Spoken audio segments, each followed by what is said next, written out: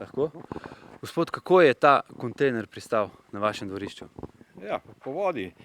Voda je naraščala in nihče ni pričakoval, da bo to s tako silo voda pridrla dol, ne, to je bil res val.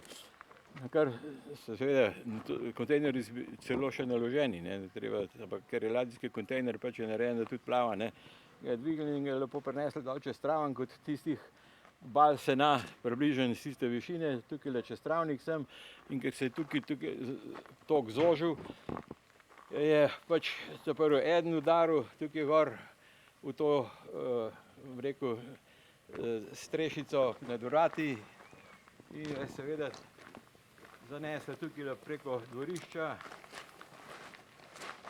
zaprl onega srebrnega tamle sivega in potem še tega večjega modrega, ne, tako da v bistvu avtomobili smo imeli 3 parkirane tukajle, ženin je bil tamle na vogalu, ga je tudi dvignil, ga je tja zanesel, pa je nekako obstal, ker je brajda tam in je ga zadržala brajda, jaz sem tukajle pred vrati parkiranega, ga je dvignila voda, ga je tamle za vogal zanesla in tam je bil vrtinec, ga je odložilo.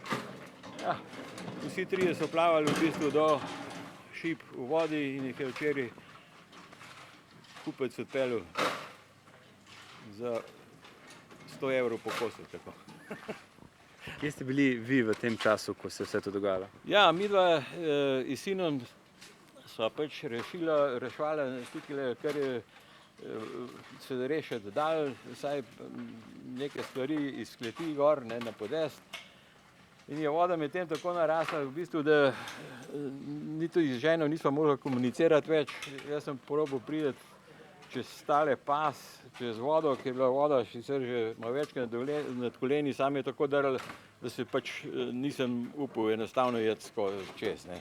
Ker tukaj se pa taki vodi ni za hecati, sem šel nazaj gor, no, nekako sem ženi dopovedal, kje naj na komandnem stikalu, katera stikala naj premakne, da elektriko izklopi za celo hišo, tukaj sem isto naredil, tako da smo v bistvu vse izklopili električne naprave in čakali, kaj bo, ne. Katastrofa.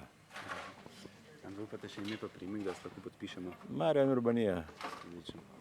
Gospod Urbanija, hvala lepa za vašo zgodbo.